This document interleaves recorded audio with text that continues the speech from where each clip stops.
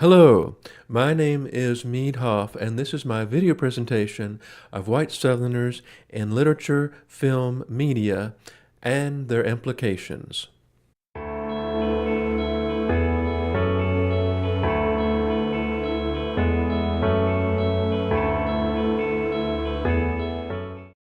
It's often been said there are many Souths. There's Southern Appalachia, there's the Mississippi Delta, there's Tidewater, Virginia. And for the sake of brevity, I limit my view of the South as the 11 former states of the Confederacy and all subcultures therein. Has been written and critiqued on Appalachia, and mostly negative and unfair. There are many stereotypes involved. And of course, within any region, of course, there are stereotypes, but Southerners, for the most part, are able to laugh at themselves, and we do have a sense of humor. And I do think that a lot of these things have been, over the years, there has been sort of a reconciliation of some of these tropes and stereotypes. There's, of course, the Southern ladies and gentlemen. There's the redneck, the yokel farmer, and there's the good old boy. These are just some of the tropes and stereotypes of the South, and I didn't have time to cover everything in this presentation, but I'm going through sort of the main illustrations in media as how they presented the white Southerner. So I begin here with a famed Baltimore writer by the name of H.L. Mencken. H.L. Mencken, of German heritage, was a social critic, an intellectual, if you will, and he had sort of a hit piece on the South, which he wrote in 1917, entitled "The Sahara of Beaux-Arts."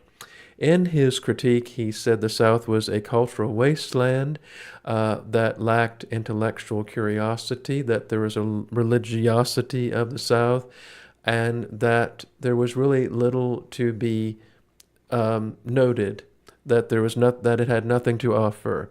Of course, he probably forgot about the many Southern writers and musicians and artists who have sort of made a name for themselves.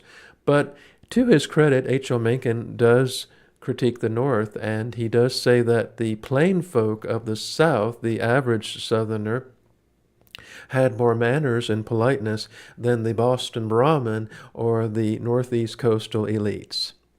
Politically speaking, the South was the solid Democrats. The Southern Democrats ruled the South, and most notably was a man named Harry Byrd, who was from Winchester, Virginia. Harry Byrd and his political machine basically ran Virginia for decades. However, Harry Byrd was, of course, like most Southern Democrats, very socially conservative, and he ended up endorsing Dwight Eisenhower for president. This was largely done in a sort of ambiguous way, as he did not promote the Democrat candidate who he thought was too liberal. There's also much debate in this regard as the Republican and Democrat party switching. We know that that is a myth. However, there was certainly a realignment politically with both parties, and the Southern Democrats did eventually merge into the modern-day Republican Party representation. Going on into 1930s, where radio was king, there was a Southern duo by the name of Lum and Abner. Hunt tonight, Lum. Well, you're not aiming on taking this elephant, are you? Why, sure. Who ever heard of hunting lions with an elephant? Well, now, that's what that book says. What book? Why, that one right there. Dick Huddleston gave it to me to read. Tells all about lion hunting. Perhaps a play up on words of Little Abner. Lum and Abner were Arkansas natives. Now, this was the friendly hillbilly trope, the friendly hillbilly stereotype of the South. These people were not violent racists. They weren't bigots, but they were just maybe a little bit uneducated, perhaps a little bit slow in some ways, but actually rather very wise and chock full of wisdom in other ways, and usually they were able to outsmart the city folk. We see this later in TV shows like the Andy Griffith Show, where Andy Griffith, the small town sheriff Andy Griffith, is usually able to outwit and outsmart the big northern city folk who come to town. In the 1930s, America was thrown into the throngs of the Great Depression, and there was a longing for escapism, and the Moonlight and Magnolias representation of the South and Southerners was one of those forms of escapism. And there was a little book called Gone with the Wind, written by a lady from Atlanta, Georgia by the name of Margaret Mitchell. Gone with the Wind, released in 1936, was a best-selling novel and later an epic film. Gone with the Wind received several Academy Awards. It was also the first of its type to integrate, to allow a black actress who also received an Academy Award, Hattie McDaniel. Gone with the Wind was a wonderful triumph in not just representation of Southerners, a Southern point of view of the war between the states, but also in its technology. In 1939, the Technics filmed in Technicolor. The technical aspects of the film were way ahead of its time and had special effects that were certainly different for its era. Gone with the Wind remains a beloved film today, even despite its controversy, and in the era of wokeness, Gone with the Wind has still remained popular with viewers. Now, there also was a time when the South was a wonderful tourist destination. It was lauded and heralded as a great place for people to relax with warmer weather and Southern hospitality, and Southern ladies and gentlemen enjoying their sweet iced tea in these nice resort communities. Now, somehow, after World War II, the perception of Southerners shifted dramatically, and we start seeing more negative portrayals, including books and movies, not limited to this paints the evil Southern white villain, most notably in films like A Time to Kill a Mockingbird, and Tobacco Road. These Southerners presented as degenerate, violent, or just outrageously evil, whereas for some reason the black Southerners were presented more in an angelic light. During the Civil Rights Movement, a lady by the name of Rosa Parks had also worked with the NAACP to stage as a publicity stunt an arrest, to have her be arrested for protesting for not giving up her seat to a white man on a bus. The picture of Rosa Parks, however, was fake. That was done as publicity, and Rosa Parks had been arrested before.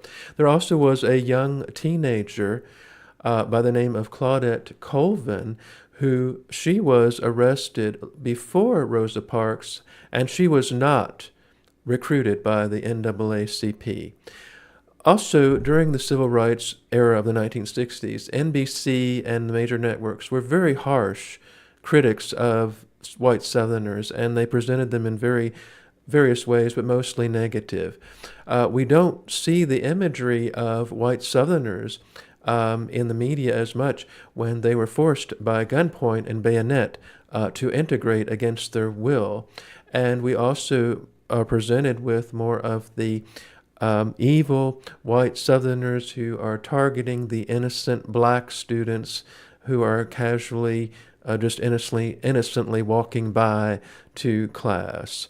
These things that are presented in the media have hurt largely the Southerner, because they don't show the amicable relationships between white and black Southerners in these things.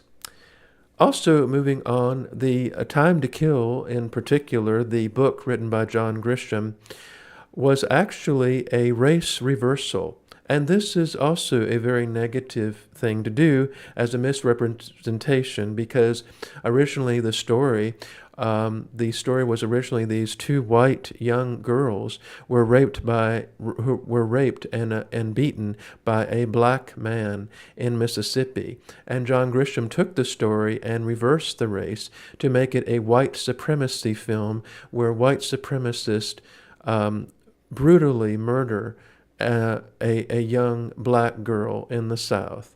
These things have been mischaracterizations of Southerners and very damaging to many Southerners and unfair in many ways. However, there are positive portrayals of Southerners in the media on television, including a wonderful program called The Waltons, which shows a Blue Ridge Mountain family of Virginia and who have very strong traditional family values. To sum up the the point of my paper, I do mention that the South has always been more conservative and traditional, and I believe that the community and the church, which has always been a strong